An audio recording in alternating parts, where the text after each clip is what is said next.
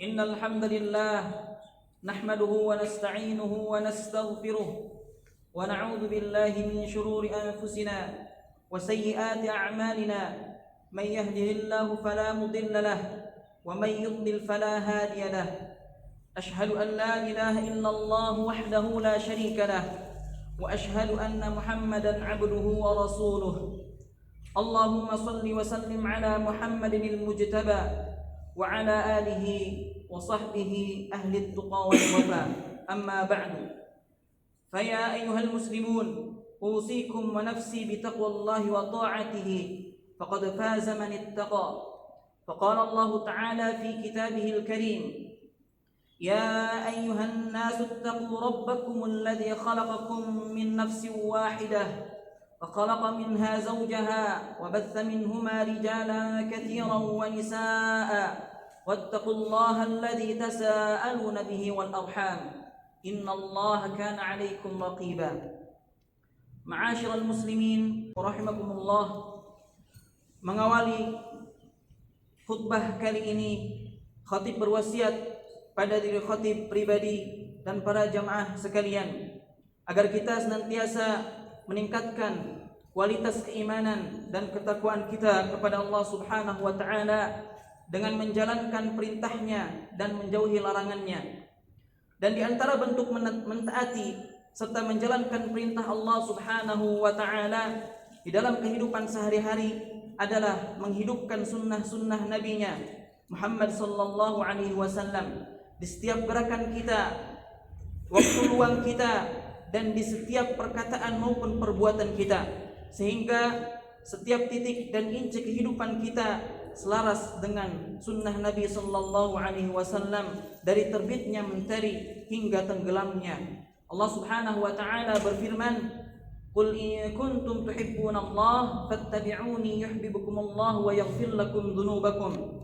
Katakanlah wahai Muhammad, jika kalian mencintai Allah, maka ikutilah aku. Niscaya Allah Subhanahu wa taala akan mencintaimu dan mengampuni dosa-dosamu, dan Allah Maha Pengampun lagi Maha Penyayang. Surah Al-Imran ayat 31. Imam Al-Hasan Al-Basri rahimahullah pernah berkata, tanda cintanya para ulama kepada Nabi Muhammad sallallahu alaihi wasallam itu terlihat dari bagaimana seriusnya mereka di dalam mengikuti sunnah-sunnah Nabi sallallahu alaihi wasallam. Kedudukan seorang mukmin itu diukur dari sejauh mana ia mengikuti sunnah nabinya. Maka semakin banyak mereka mengikuti sunnah beliau, semakin tinggi kedudukannya di sisi Allah Subhanahu wa taala dan semakin mulia. Berpegang teguh di dalam mengikuti sunnah Nabi sallallahu alaihi wasallam memiliki beberapa keutamaan. Di antaranya adalah yang pertama, meraih cinta Allah Subhanahu wa taala. Kemudian yang kedua, menutupi kekurangan dan ketidaksempurnaan seorang hamba pada ibadah yang wajib. Kemudian yang ketiga, terhindar dari terjerumus ke dalam perbuatan bid'ah, yaitu perkara yang baru yang diada-adakan di dalam urusan agama Islam. Yang keempat, mengagungkan syiar Allah Subhanahu wa taala. Jemaah Jumat yang dicintai Allah Subhanahu wa taala, marilah kita menghidupkan sunnah-sunnah Rasulullah sallallahu alaihi wasallam di kehidupan kita sehari-hari. Kalau bukan kita yang melakukan, lalu siapa lagi? Karena itu merupakan bukti kecintaan kita terhadap Rasulullah sallallahu alaihi wasallam. Berikut ini adalah beberapa sunnah yang sering ditinggalkan dan dilupakan kebanyakan manusia. Semuanya benar telah datang dari Nabi sallallahu alaihi wasallam. Yang pertama, menjilat jari jemari setelah selesai makan sebelum mencucinya. Berdasarkan hadis dari Ibnu Abbas radhiyallahu anhuma, sesungguhnya Rasulullah sallallahu alaihi wasallam bersabda, "Idza akala ahadukum ta'aman fala yamsah yadahu hatta yal'aqaha aw yul'iqaha." Jika salah seorang dari kalian telah selesai dari makannya, maka janganlah ia mencuci tangannya kecuali sesudah ia menjilat jari jemarinya. Hadis sahih riwayatkan Bukhari dan Muslim. Kenapa kita dianjurkan melakukan hal demikian? Karena kita tidak tahu letak keberkahan makanan kita ada di mana. Bisa jadi makanan yang ada di jari jemari kita itulah yang berkah. Kemudian yang kedua, mengambil nafas ketika minum sebanyak 3 kali di luar gelas. Dari sahabat Anas bin Malik radhiyallahu anhu, beliau berkata, "Kana Rasulullah sallallahu alaihi wasallam yatanaffasu fi syarabi thalathan wa yaqulu innahu arwa wa abra'u wa amra'u." Bahwasannya Rasulullah sallallahu alaihi wasallam bernafas sebanyak 3 kali ketika minum. Lalu ia bersabda, "Sesungguhnya dengan begini haus lebih hilang, lebih lepas dan lebih enak." Hadis diriwayatkan Bukhari dan Muslim. Kemudian yang ketiga, memperbanyak istighfar, meminta ampun ketika sedang bermajlis. Abdullah bin Umar radhiyallahu anhuma berkata, "Idza kunna lana'uddu li Rasulillah sallallahu alaihi wasallam fil majlisil wahid 100 marrah. Rabbi ighfirli wa tub 'alayya innaka antat tawwabur rahim." Sesungguhnya kami pernah menghitung Rasulullah sallallahu alaihi wasallam dalam sekali bermajlis mengucapkan istighfar sebanyak 100 kali, yaitu Rabbi ighfirli wa tub 'alayya innaka antat tawwabur rahim. Ya Tuhanku, ampunilah saya serta terimalah taubat saya. Sesungguhnya Engkau adalah Maha penerima taubat lagi Maha penyayang. Hadis ini sahih diriwayatkan oleh Abu Dawud dan Tirmidzi. Kemudian yang keempat, bersedekah semampu kita ketika bertobat dari sebuah dosa.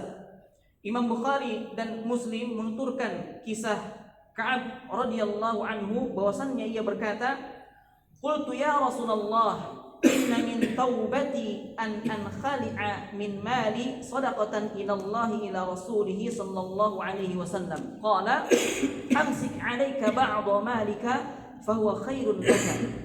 Aku berkata kepada Rasulullah sallallahu alaihi wasallam, "Wahai Rasulullah, sesungguhnya termasuk bagian dari taubatku, aku ingin melepaskan semua hartaku sebagai sedekah untuk Allah dan Rasulnya."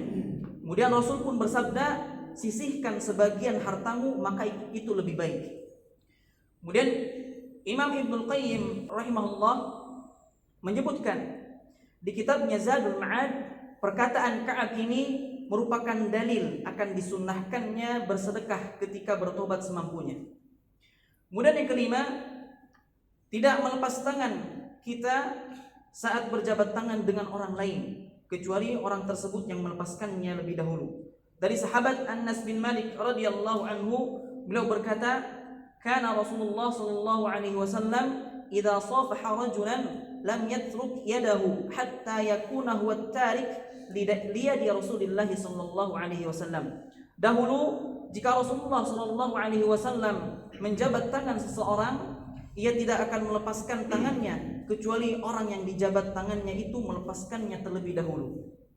Mudah-mudahan kita dapat mengerjakan sunnah-sunnah Rasulullah sallallahu alaihi wasallam dan senantiasa istiqamah mengerjakan sunnah-sunnah beliau dan senantiasa istiqamah berada di atas jalan Rasulullah sallallahu alaihi wasallam. Aqulu qawli hadza wa astaghfirullah li wa lakum fastaghfiruhu innahu huwal ghafurur rahim.